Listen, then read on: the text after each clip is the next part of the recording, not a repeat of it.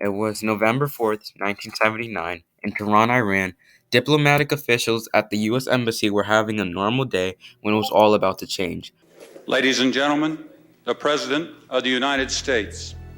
The event that happened next was to change U.S. history forever, as 66 Americans were taken hostage in the embassy by Islamic extremists from the Shia clergy after the recent Iranian Revolution led by Ruhollah Khomeini.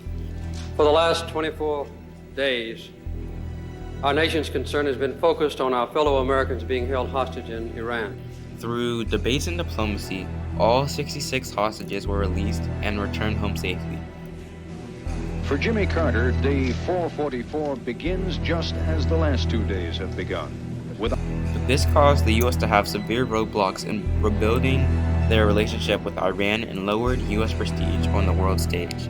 This is how 66 hostages were brought home through the help of debate and diplomacy, and how it changed world history forever. Without sleep, exhausted. The special report that we planned to bring you tonight was about domestic politics. Now, day one. Day one of Ronald Reagan's presidency, and day one of freedom for 52 Americans. Though thousands, including our fellow citizen whom you just saw bound and blindfolded, are now A symbolic victory for his administration to free the 52 American hostages. But throughout this night in Washington, So it was the strip 52 American before 1979 when the Islamic Republic of Iran, 44 days in Iran from Iran, 1979.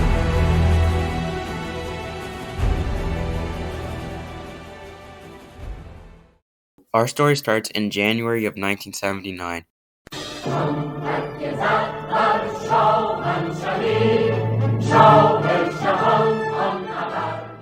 When Mohammad Reza Pahlavi left the country of Iran and traveled around the world until he was diagnosed with lymphatic cancer and needed treatment in the United States. This is after a major revolution in the country where the Shah was deposed after lavish spending and corruption by the government and was replaced by Shia clergy leader Ruhollah Khomeini. When he landed in the U.S., there were some protests in Iran, but they were pretty moderate, but also violent in ways. Iranians felt like the U.S. was harboring a criminal of their state and saw the Shah as a traitor and a nuisance to the state.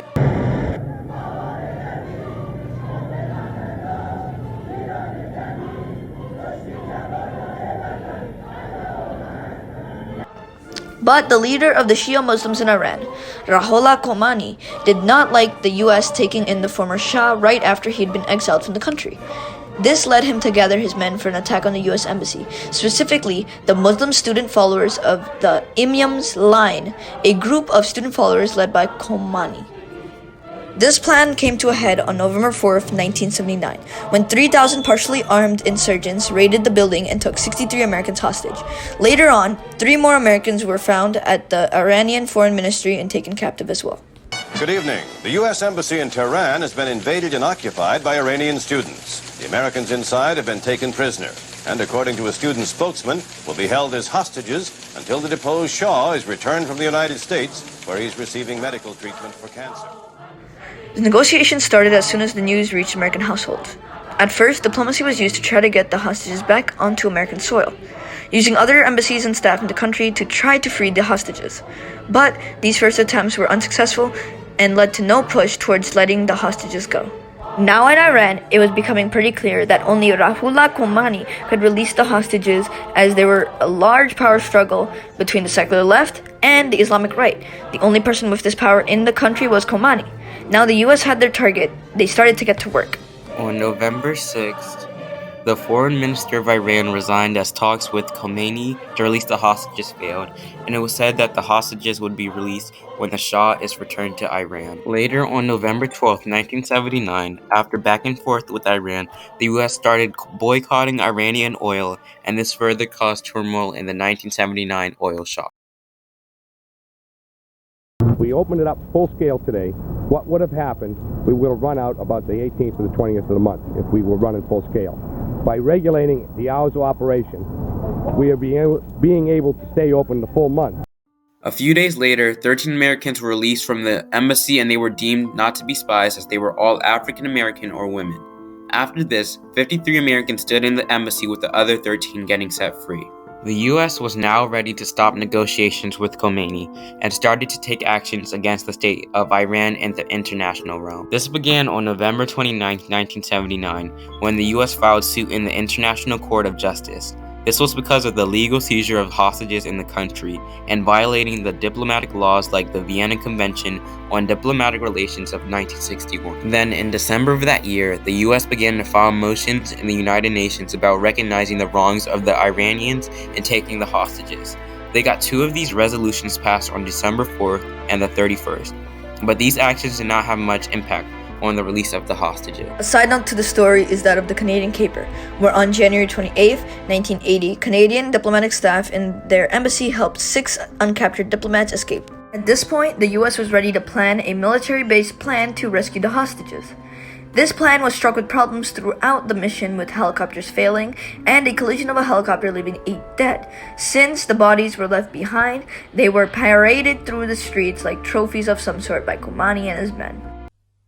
The landing site the Americans chose was through the mountains out in the flat, remote desert beyond, 10 miles from habitation. But across it runs a road upon which perhaps a dozen vehicles pass each hour. We traveled, as did the only Iranian witnesses to what happened last Thursday night, by bus. This was a large failure for the president at the time, Jimmy Carter, as he in no way could get these hostages home, and it was a large political blunder for the government at the time. The American people felt betrayed, as the president could not secure the freedom of 53 Americans, but also lost 8 lives trying to save them. Also made the Secretary of State, Cyrus Vance, quit his job, as the US did not go through with his idea of diplomacy over conflict. By now, May was here, and the US started a new approach to the Iranians. They first started an embargo, to little avail, but soon things were about to change.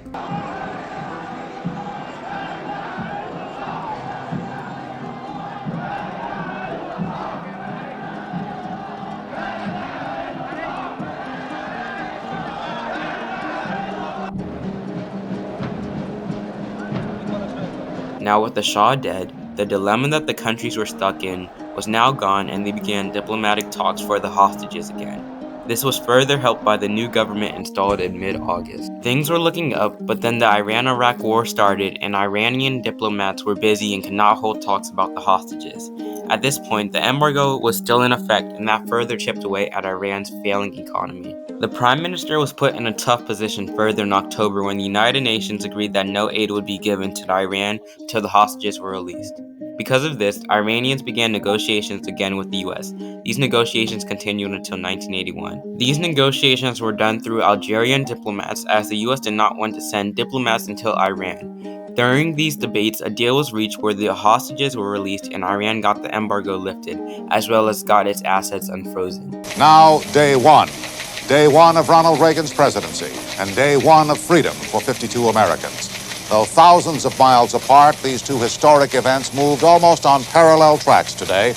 The new president had not been in office an hour when the former hostages became free men and women again. And they are well along now on their trip to West Germany and eventually to home. For the latest on their return to freedom, here is Peter Jennings in West Germany. Peter? On January 25, 1981, the US hostages returned to American soil once again and regained their freedoms. This event causes many long-term and short-term effects in US political history. In the short term, it partially caused the failure of Jimmy Carter's campaign in the 1980 election. This furthermore led Ronald Reagan's win in the election and the policies that came with him. In the long term, the hostage crisis became a severe blow to US morale and prestige, coming as it did in the aftermath of the Vietnam War. This also caused the US and Iran to continue to have bad relations to this day. This moment will be remembered in history for ages to come, as well as recorded in textbooks and libraries alike. This is how 66 Americans were brought home through the help of debate and diplomacy, and how it changed world history forever.